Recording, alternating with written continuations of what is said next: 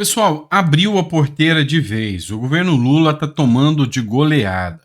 E eu já tinha avisado para vocês que mais cedo ou mais tarde aqueles recursos de emendas iam acabar.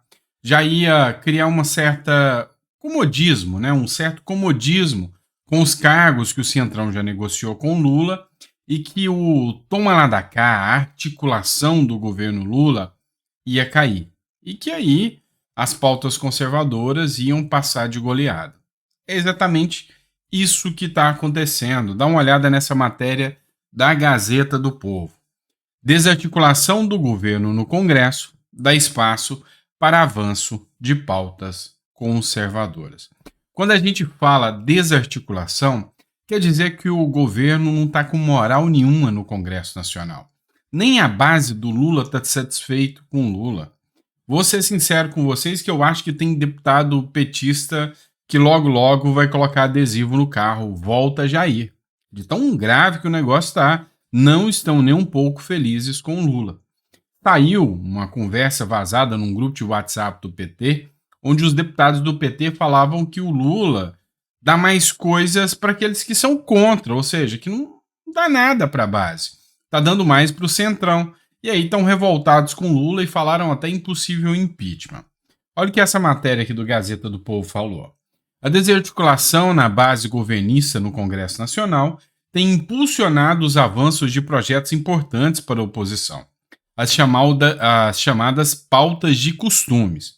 Após impor derrotas sucessivas ao governo do presidente Luiz Inácio Lula da Silva, como a derrubada do veto da saidinha, de presos, a devolução da medida provisória do fim do mundo, os parlamentares da oposição querem mais, especialmente na Câmara dos Deputados. Querem e estão conseguindo. Só para você ter uma noção, hoje foi aprovado, ou melhor, ontem, foi aprovado um projeto de lei que equipara a retirada de bebê do útero a homicídio. Esse projeto foi marcado por polêmicas. A grande mídia apoiou a retirada do projeto, foi contra o projeto, mas os deputados deram mais um banho, mais uma surra no governo Lula. A Câmara aprovou nesta quarta-feira a urgência do projeto que torna a punição para algumas situações de retiradas de bebês similar à pena de homicídio. O projeto ainda não tem data para ser votado no plenário. Então, o que foi aprovado foi a urgência, ou seja, esse projeto a qualquer momento pode ir para o plenário. Qual que é a discussão aqui? A discussão, né, e a defesa da mídia, a defesa da base do governo, ou seja, os esquerdistas, é que com essa aprovação, e aí eles tentaram emplacar uma narrativa igual fizeram com a PL das praias, mas não colou. Tá? A narrativa deles foi que agora eles querem que a mulher que tire o bebê seja punida, penalizada mais do que o cara que abusou, no caso de abuso sexual da mulher. Deu para você ter uma noção? Eles falam o seguinte, olha, o Congresso quer que a mulher que tirar o bebê após 22 semanas responda pelo crime de homicídio, tá? Equipara a retirada de bebê ao homicídio. O que faz com que o crime seja maior que o crime de abuso. Então, a mulher que tira o bebê vai ser penalizada mais do que o cara que cometeu o ato de abuso contra a mulher. Vem cá, não discordo da esquerda e da mídia, não. E eu acho que tem como solucionar esse problema. Aumenta a pena do abusador. Coloca uma pena pesada, castração química, se for o caso, e uma pena tão pesada ou mais pesada que a mulher que comete o crime. Simples. O cara abusou da mulher. Se a mulher retirar o bebê, depois das 22 semanas, ela responde por crime de homicídio. Ele responde qualificadamente, tanto pelo crime de homicídio, quanto pelo crime de abuso, porque ele foi responsável por isso também. Resolveu o problema. Agora eu te pergunto, será que a esquerda quer endurecer a pena para o cara que abusa? Pois é, não sei se eles estão dispostos a topar essa briga. Vamos lá, outra pauta. Comissão aprovou o uso de cacetetes contra menores infratores. Pois é, nesse caso aqui, A mídia esperneou, a galera da esquerda ficou pirada. Ah, querem bater em adolescentes, em crianças. Pois é, não é bem assim não. São bandidinhos, tá? Vamos deixar bem claro aqui. São infratores, são marmanjos aí que às vezes partem para cima da polícia e a polícia não pode fazer nada. A Comissão de Segurança Pública da Câmara dos Deputados aprovou nesta quarta-feira o projeto que disciplina a atuação coercitiva de agentes socioeducativos que trabalham com crianças e adolescentes. O projeto de lei 1555 inclui 3 parágrafos no Estatuto da Criança e recebeu o parecer favorável do relator, que é o deputado Sanderson, lembrando que ele é delegado da Polícia Federal também. A proposta de autoria do ex-deputado delegado Antônio Furtado, grande amigo lá do Rio de Janeiro, prevê o uso de equipamentos de proteção individual aos agentes, como o uso de spray de pimenta, escudos e algemas. O texto foi aprovado com a concessão do direito ao porte de arma de fogo aos agentes, mas proíbe o uso dentro das unidades do sistema socioeducativo. SPBens, policial, o agente socioeducativo entra lá dentro, tem criança lá de 2 metros de altura e que o braço dele dá 2 larguras do meu pescoço, tá? E é menor de 18 anos, cara. Às vezes tem 16 anos, mas é um cavalo. E aí o policial ou o agente socioeducativo entra sem equipamento de segurança algum. Então, foi autorizado aqui o uso de cacetete, spray de pimenta. E aí mostra que é só mais uma narrativa da esquerda. E mais uma vez, tomou aí uma surra aí à esquerda. Nem mais essa pauta, considerada pauta de costume. Outra pauta de costume.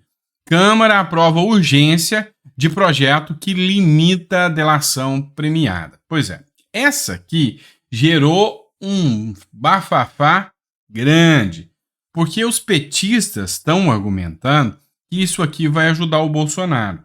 Lembra do caso do Mauro Cid? Pois é, dizem que o Mauro Cid meio que sofreu uma pressão, né? Dizem só. O Mauro Cid sofreu uma pressão muito grande enquanto ele estava preso para que ele pudesse fazer a delação.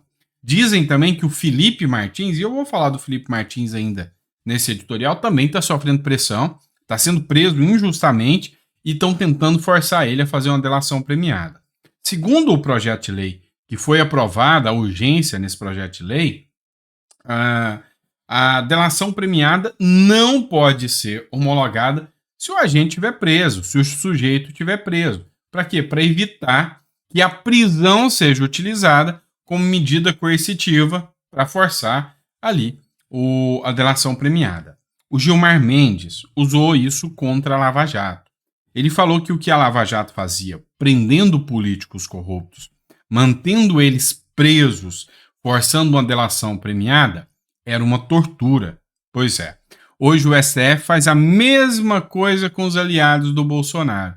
Mas o Gilmar Mendes, ó, caladinho, fala nada. Não reclama que a tortura do STF contra os aliados do Bolsonaro, nem nada. O Arthur Lira resolveu colocar isso em votação, a urgência foi aprovada e a qualquer momento esse projeto pode entrar em votação lá na Câmara dos Deputados. Pessoal, e eu tinha comentado com vocês que eu ia falar do Felipe Martins. Pois é, eu vou trazer uma matéria de um jornal de extrema esquerda aqui para vocês, do Brasil de Fato. Essa matéria aqui aconteceu em 2021, bem no auge da pandemia. O Felipe Martins, que está preso hoje em dia, ele responde por um processo. E olha só esse processo aqui. O Felipe Martins, assessor de Bolsonaro, vira réu por racismo após gesto supremacista. Ou seja, segundo a narrativa da esquerda da época, ele fez um gesto e esse gesto era um gesto nazi, né? E por causa desse gesto, ele virou réu. Discípulo de Olavo de Carvalho, foi denunciado no último dia 8 pelo Ministério Público Federal. A Justiça acatou a acusação nessa terça-feira. Isso lá em 2021 ainda. Você deve lembrar dessa foto aqui que circulou nas redes sociais. Você está vendo o sinal de mão que o Felipe Martins está fazendo? Segundo, vários jornais acusaram e o Ministério Público fez a acusação, a Justiça também aceitou. Você fazer esse sinal em rede nacional é um ato supremacista branco, é um ato de nazi, racismo, enfim. E aí ele responde por isso. Mas por que eu estou falando isto agora? O Luiz Camargo, que é um influenciador aqui das redes sociais, ele utilizou essa matéria para falar que uma grande defensora da esquerda, né, uma repórter, a Daniela Lima, também fez esse ato.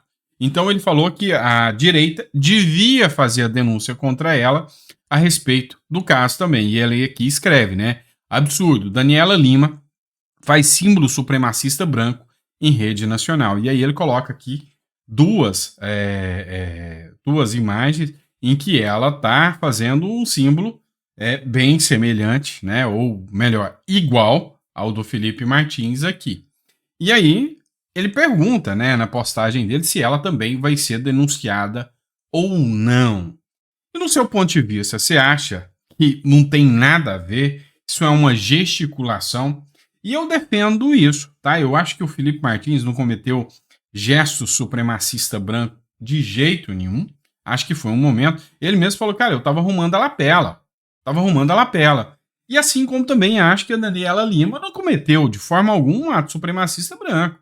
Isso aqui é um gesto até meio feio, né? Quando você faz assim, às vezes parece que tá mandando a pessoa tomar naquele lugar. É uma coisa meio feia, né? Mas enfim, sabe?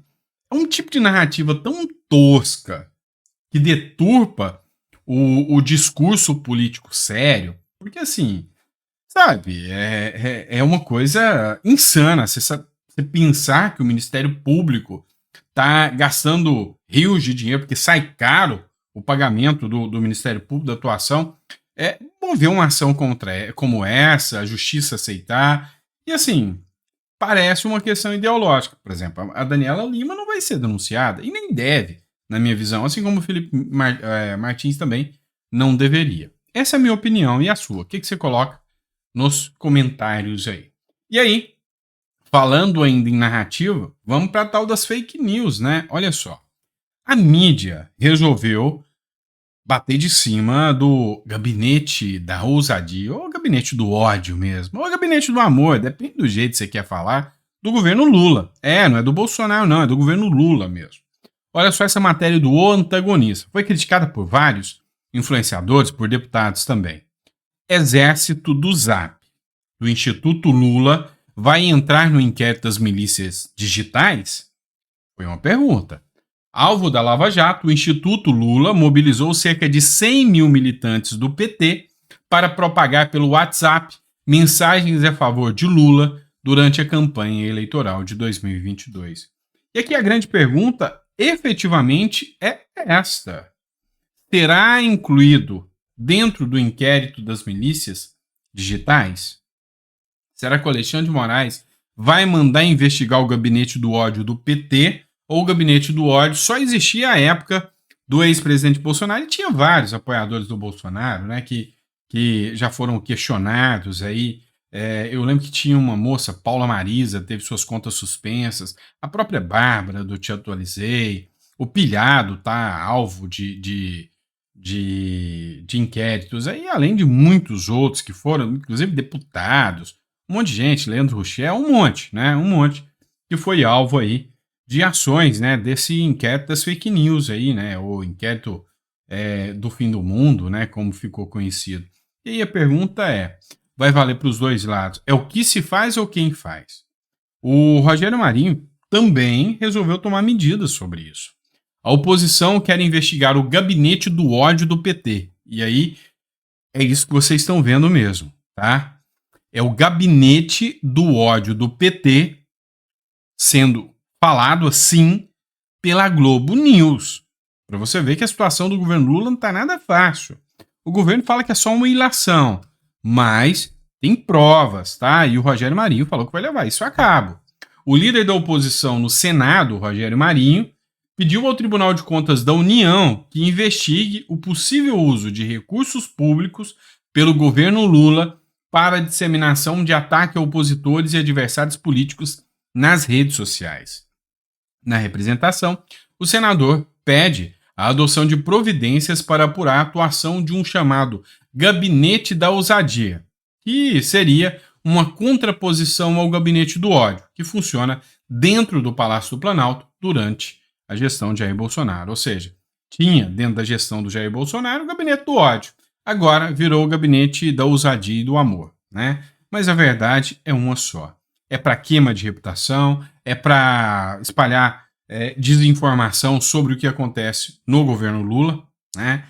Para mudar a opinião pública. E aí a pergunta que o antagonista fez é: vai estar no inquérito das milícias digitais ou não? Pois é.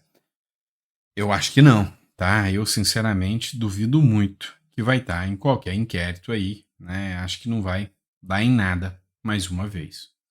Vamos lá, pessoal. Ainda falando sobre o caso Adélio, né? Porque vocês devem estar sabendo que a Polícia Federal concluiu a investigação. O caso Adélio é aquele caso do rapaz lá que esfaqueou o ex-presidente Jair Bolsonaro durante a campanha ainda em 2018. A Polícia Federal falou que ele agiu sozinho. Sabe, teve um monte de vídeo na época, e eu lembro de assistir esses vídeos, falando de pessoas, falando um áudio, né, no dia que o Adélio foi fazer o ataque. Agora não, Adélio, agora não. Teve gente falando que tinha pessoas monitorando ali. Teve um vídeo, suposto vídeo de uma mulher que passou e entregou uma sacola. Então, assim, tudo isso são teorias que foram apresentadas, né, sobre o caso Adélio.